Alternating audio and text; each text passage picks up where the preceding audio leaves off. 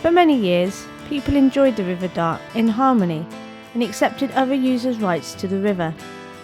In recent years, a change in policy within one group of users has brought tension to the area, some calling it a modern war for land. It's a very, very beautiful river. Absolutely magical valley. Hasn't really changed since I worked here in the 70s. They all tell us that we're very lucky that we've got it on our doorstep. This conflict relates to access. At present, landowners and fishermen believe they need to give access to the river for users to travel along its length.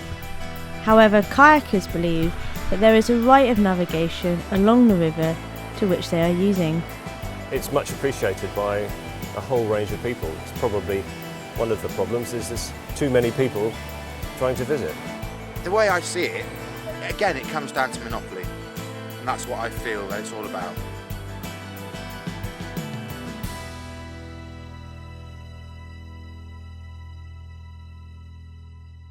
My story doesn't actually begin on the River Dart. It started here in Plymouth and around Plymouth Hoe, where I joined the local canoe and kayaking club to get out and about and meet new people. As I started to progress through my skills, I moved on to the white water of Dartmoor. This is where I started to look into the issue around access. I was interested in it due to my environmental management degree and was intrigued by the issues surrounding land ownership and when and where we could paddle. I also knew a lot about the Dart from my late grandfather, who was a very keen fisherman and who used to speak about the incredible qualities of the River Dart and its ability to allow great fishing throughout the summer months. As both canoeing and fishing become more popular, the issues start to arise, as there is only a certain amount of space on and around the river. Canoeing and paddling has just grown exponentially in the last few years. It wasn't really an issue until 10 or 12 years ago. But what's happening in paddling, not only is there more paddlers, but the paddlers that there are, they go paddling more often. Alongside this, there is an issue to do with the infrastructure of the area and whether it can handle this number of people in one location as tourists. Although canoeing is considered a new sport, people have paddled the Dart for the last 100 years, unlike fishing, which can be dated back centuries on the river. So on this stretch of river, tell me a little bit about the fish that can be found and what season they're fished. The Dart has got a very good run of sea trout, which you can fish for from March the 15th, that's when the season opens. The salmon season opens on the 1st of February. So the spawning grounds for the River Dart are up on the confluence, or just above the confluence at Dart meet West and East Dart, is it? Yeah, quite a way above the East and West Dart actually. Salmon will run right the way up into all the various other tributaries that run into the East and West Dart, the Cowsick, the Cherry Brook, the Blacker Brook, and you'll find salmon will go right up through the prison ground at Princetown. And unfortunately that collides with the kayaking season, which tends to be over the winter months. Do you find there's a lot of problems with kayakers accessing the river or the spawning grounds, or do you think there is that mutual respect that they do tend to stay away? I think the majority of canoeists do have mutual respect for the situation with regard to fish stocks.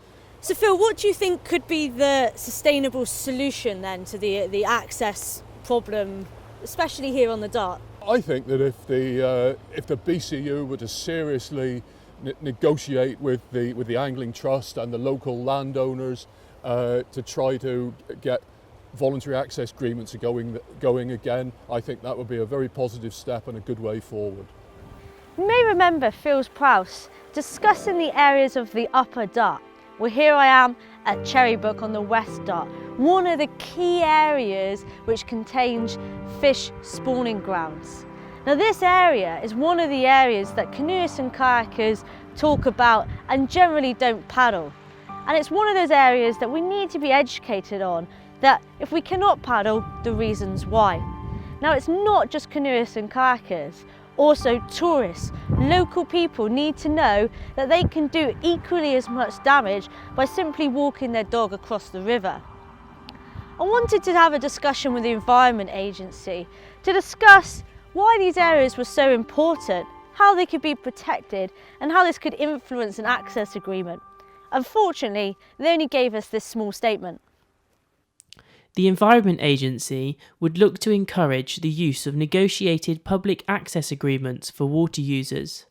But any activity in the river can cause damage to the environment, and therefore it is important that all river users, not just canoeists, are aware of what they are doing. They also need to obtain any permissions required, but if people are in doubt, they should seek advice. The agency wants to protect the environment, but they also would like to see more people take an interest and get involved in the water environment. However, this said, they're not really helping to solve the problem, but distancing themselves from it. The South West River Association's Roger Furness will go on and explain the problems surrounding the lack of a river access agreement. Okay, so what are the current issues around access with the River Dart that you feel are the most important? I think the biggest issue at the moment is the one of legal access, where the national governing bodies of canoeing, Canoe England and the British Canoe Union, are constantly casting doubt on the rights of access to rivers, and that's encouraging effectively trespass canoeing at times of the year when other interests don't want it to happen.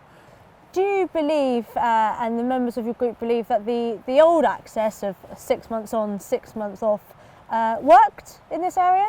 It worked very well indeed, and there used to be meetings regularly between the canoe interests and the fisheries interests to make sure that it was working very well, and it was only the change of policy of Canoe England to insist that only 365-day access agreements would be endorsed by them, which really reduced that to becoming a battleground rather than a ground for agreement. And have you seen the impact of the BCU's change in and around the Dart Valley? We've seen it in two ways, I think. The first way is that very often if canoeists are asked why they're paddling outside of agreed times or areas, they say, oh, because the Canoe England website casts doubt on the legal position.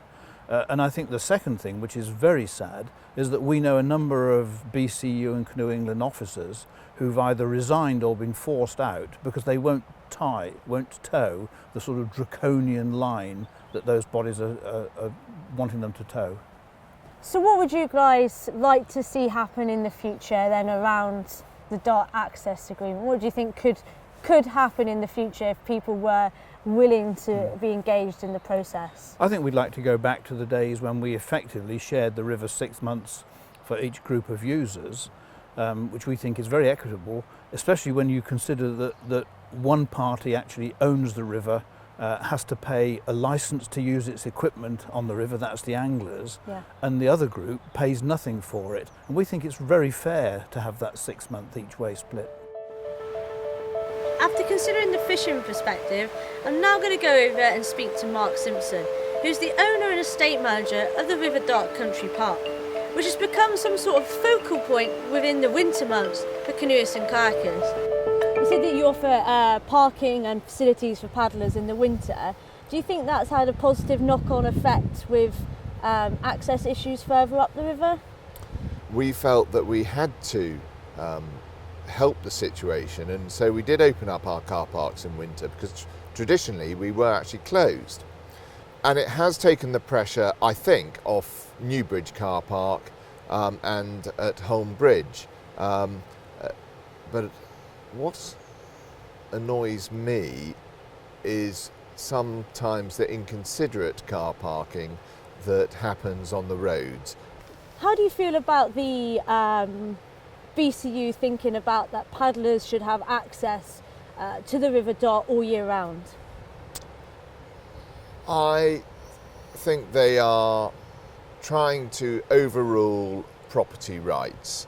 The law on navigation of waterways is clear in that up on tidal waters there is a right to navigation up to the end of the tidal stream. On rivers such as the Dart up here, there is no right to navigation. And personally, I have absolutely no problem with paddlers using the river between 1st of October and the 14th of March during the close season for fishing. After speaking to Mark Simpson about how he feels the access agreement could affect his business, I'm now going to head upriver and speak to Peter Thorne. He's the voluntary local access officer for the BCU. I want to ask him how he feels the current situation is at the moment and what the BCU's new policy is for national access agreements to all rivers within the UK. So what's the current BCU stance on river access to this river in particular at the moment? There is no access agreement. There's an understanding with landowners and other interests. But it's all about communication. People are often passionate about their views and we don't always agree. Do you think it would be better for everyone if there was a black and white agreement, or do you think that having this kind of movable thing actually works better? Well, who would such an agreement be between? If British Canoeing made an agreement with various landowners, that would admit that we require their permission, and we're not convinced that we do. And it would only be between two parties. It wouldn't apply necessarily to all the other people who may be not members of the BCU. They say, well, it doesn't apply to me. The conventional view is that rivers are private in some way, and that the landowners who own the riverbanks control what happens on the river. A lot of recent research has shown that there are ancient rights going back to Magna Carta, which enabled free flow of traffic on the rivers. And so we advise people to make up their own minds about whether they paddle on a particular river or not. Speaking to Peter Thorne and discussing the BCU's new approach to access, I went out and found some local paddlers and discussed the issue with them. I mean, a lot of it is word of mouth and other paddlers telling you what are the do's and don'ts. I'm not aware of the BCU doing anything for me reference local access. They might be in the background, but I'm not aware of it. British Canoeing, they just don't represent the interests of the general paddler anymore, in that they have very little credibility long term with the paddling population. The EA, they've been so cut back with funding, they don't even have fisheries officers in areas anymore to police it. So it's a pretty tough situation. But in a way, they just can't stop us. Having spoken to all the interested parties, I feel now that we need to work out a solution to the problem. Some would look to the governing bodies to find a solution amongst themselves. However, there is the National Park Authority, who control Dartmoor National Park. Well, there are strongly held views on both sides of the canoeing debate. They both have quite conflicting views about access and the use of the river. And to some extent, the authority is caught a little bit in the middle between those opposing views. And more recently, the canoeing interests particularly have not really been willing to sign up to those. And that has really placed the National Park Authority in somewhat of a difficult position, because in the past, when there were agreements in place, we did support canoeing. Listening to what Andrew had to say, I decided to go off and find a local B&B owner to see how they're affected by local tourism and kayakers within the winter months.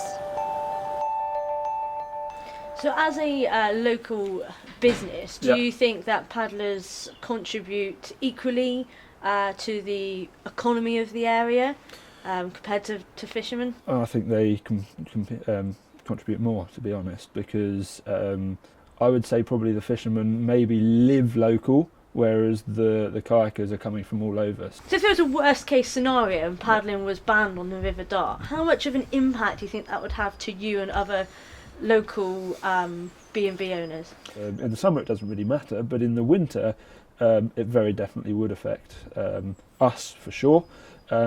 And I think probably the local pubs as well. There's a few people local to here that I would have said, like the pub in Poundsgate, the Tavistock Inn, that I do know that kayakers go over there. So they're going to lose trade over the weekends in the winter, where Otherwise, it's quite tight because of the fact that you haven't got the tourism side that's here during the summer. Having just been and spoken to Luke, I went in search of finding somewhere where fishermen might stay during the fishing season. After some considerable research, it became apparent that there doesn't seem to be one or two places where they stay, and it's found very difficult to find a location of which fishermen put in a lot of money during the fishing season. However, it cannot be knocked that the local area around here gains an awful lot of money throughout both summer and winter seasons through tourism. So the sustainable outcome. I feel the British Canoe Union need to come back round the table to help find a solution. If they're unwilling, then maybe it's down to local paddlers to represent themselves. An issue like this just highlights the lack of investment and education into our natural resources, and that national policies do not always work locally.